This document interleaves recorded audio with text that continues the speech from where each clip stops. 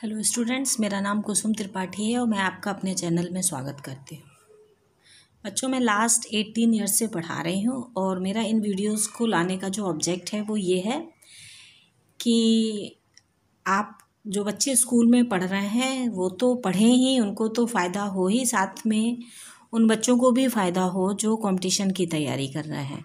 तो मेरी ये गारंटी है कि यदि आपने मेरे वीडियोस देख के पार्ट्स ऑफ स्पीच पढ़े और ग्रामर के और टॉपिक्स पढ़े तो आगे चल के जब आप कंपटीशन के लिए खड़े होगे तो निश्चित रूप से आप अपने आप को एक स्ट्रॉन्ग प्लेस पे पाओगे। आप कॉन्फिडेंट रहोगे कि आप लैंग्वेज को लेके वीक नहीं हो। तो दूसरी बात, अगर आप चाहते हो कि आपको मेरे दिए गए जो वीडियोस हैं वो समझ में आए, मेरे कंसेप्ट समझ में आए, तो आप मेरे वीडियो शुरू से देखें। एट रैंडम कोई भी वीडियो ना खोलें। फर्स्ट, सेकंड, थर्ड, मैंने अब तक 9 चैप्टर्स मतलब 9 वीडियोस पढ़ा दिए हैं, 9 वीडियोस दे दिए हैं। तो आप उन 9 वीडियोस को देखें पहले, फिर इस पे आएँ। ठीक है, अब हम प्रोनाउन शुरू करते हैं। What is the pronoun? Pronoun है क्या? पार्ट्स ऑफ स्पीच का एक पार्ट है। तो प्रोनाउन है the word which is used in place of noun. Noun की जगह पे यूज होने वाला वर्ड प्रोनाउन कहलाता है।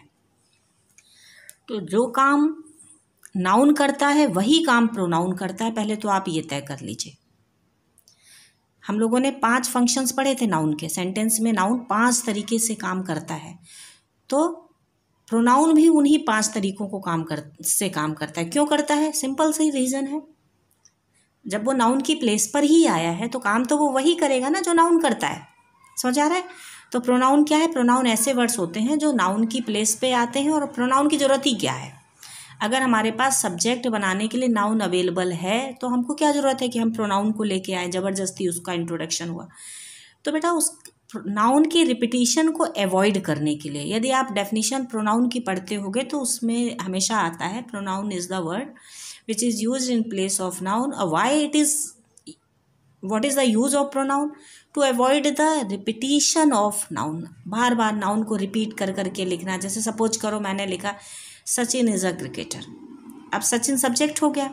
अब हमको सचिन के बारे में और आगे लिखना है तो हम लिखेंगे Sachin is a cricketer, Sachin plays for India, Sachin scored 100 runs.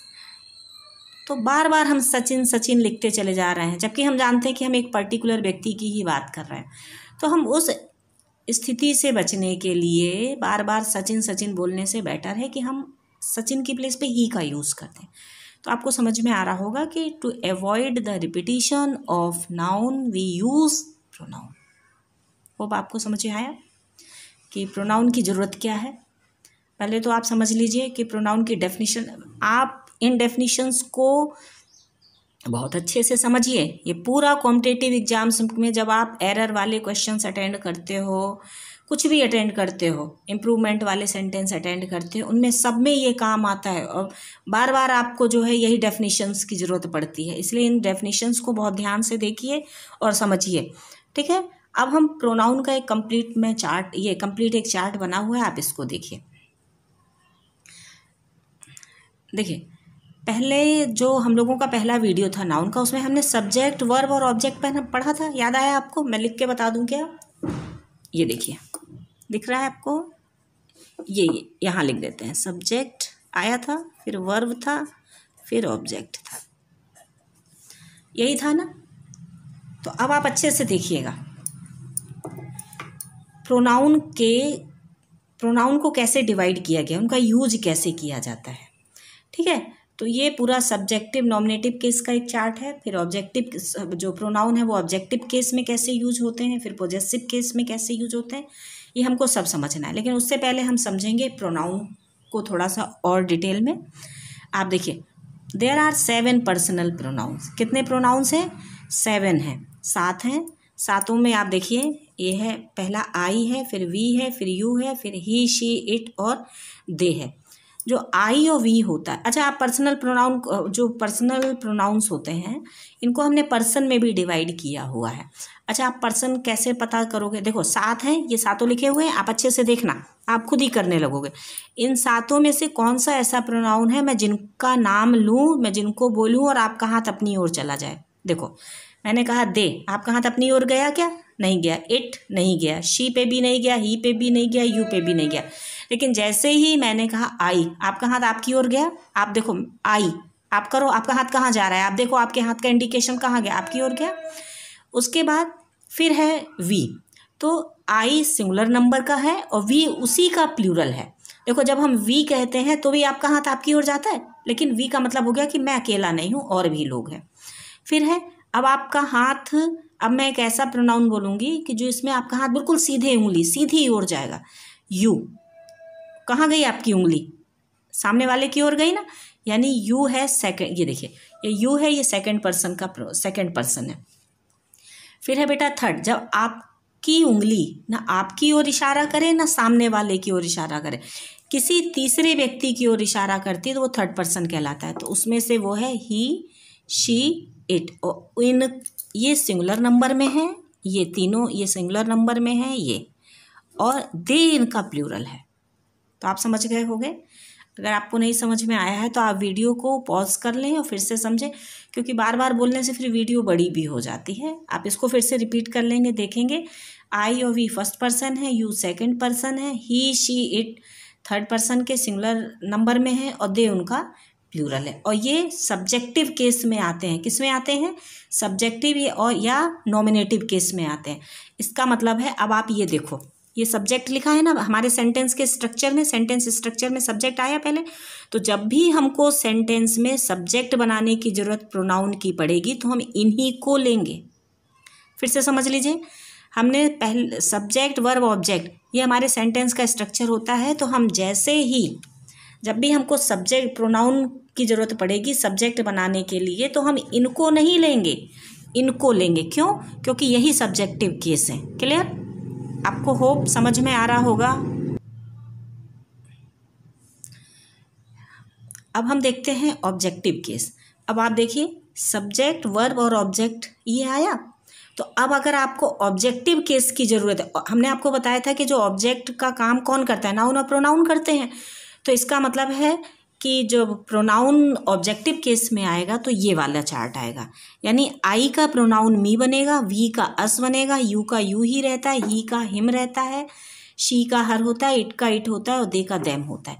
ये ऑब्जेक्टिव केस होते हैं। ये आपको पता होना बहुत ज़रूरी है। एक्टिव पैसिव बिना इनके आप कर नहीं सकते हो, इसलिए आप इनको बहुत ध्यान से देखो।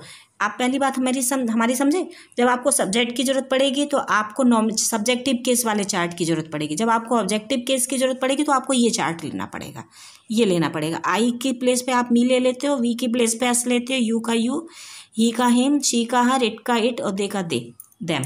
सॉरी बेटा, ये थोड़े से बोलने में अगर कभी ह्यूमन एरर्स हो जाएं तो आप उसको समझ के और थोड़ा सा मैनेज करो। कभी हो ही जाती है ह्यूमन एरर्स में गलती, नहीं मैं कोशिश करती हूँ कि गलती ना हो। अब बेटा पोजेसिव केस, पहले आप पोजेसिव केस समझो क्या होता है। ठीक है, देखो सब्जेक्टिव केस समझ गए, जो प्रोनाउन सब्जेक्ट की तरह आएंगे। ऑब्जेक्टिव केस समझ गए, जो प्रोनाउन ऑब्जेक्ट की तरह आएंगे। और पोजेसिव केस का मतलब होता है जो पोजेशन बनाते हैं। पोजेशन का मतलब क्या होता है, आपने एक वर्ड सुना होगा कि मुझे मेरे फ्लैट पे पोजेशन मिल गया। पोजेशन का मतलब होता है अधिकार। ठीक है, ऐसे जैसे मैंने कहा ये तुम्हारा पेन है, ये पेन किसका है, ये किस वर्ड से हिंदी के सेंटेंस में पता चला है, तुम्हारा, इसी से पता चल रहा है ना। तो योर, ये जो है पोजेसिव ये जो है पोजीशन बता रहा है, ये मेरा पेन है। तो किस वर्ड से पता चला कि पेन किसका है, मेरा, तो ये पोजीशन, ये वर्ड पोजीशन बता रहा है। तो इंग्लिश में उसी को ये देखिए आप, mine, ours, yours, his, hers, this. अच्छा, आज हम आपको इनमें भी डिफरेंस बताएंगे। आप देखते हो कि कभी आर आ जाता है, कभी आर्स आ जाता है, कभी योर्स रहता है, एस रहता है, कभी योर रहता है। इनमें फ़र्क भी अभी हम आपको बताएंगे। तो ये पॉजिटिव केस है, यानी जब आप किसी पे अधिकार बताते हो, अधिकार करते हो, अधिकार जताते हो, तब ये वर्ड्स यूज होते हैं। और आई के साथ फिर माइन का यूज होता है, यू के साथ, वी के साथ आर्स का, यू के साथ योर्स का, ही के साथ हिज का, हर्स का, फिर दे के साथ देयर्स का यूज होता है। ये पर्टिकुलर है, चेंज नहीं कर सकते आप। ही का हर में नहीं लगा सकते, हर का हिज में नहीं लगा, हर का जो है हिज में हिज की प्लेस पे नहीं कर सकते, देयर्स से चेंज नहीं कर सकते, एक्सचेंज नहीं कर सकते। जिसका जो सब्जेक्ट होगा ये उसी के अकॉर्डिंग काम करेगा। ठीक है, अब आप देखो आई का पॉजिटिव केस माइन होता है, वी का आर्स होता है, यू का योर्स होता है, ही का हिज होता है, शी का हर्स होता है, इट का पॉजिटिव केस नहीं होता, दे का देयर्स होता है। देखो बेटा, ये जो आपका लिखा हुआ है मैं यहाँ पे आपको दिखा के बता देती हूँ। ये जैसे आर्स लिखा है ना, इस आर का मतलब ही है आर प्लस नाउन, ये आप ध्यान रखना। इसमें ये जो एस लगा हुआ है इसका मतलब है आर प्लस नाउन।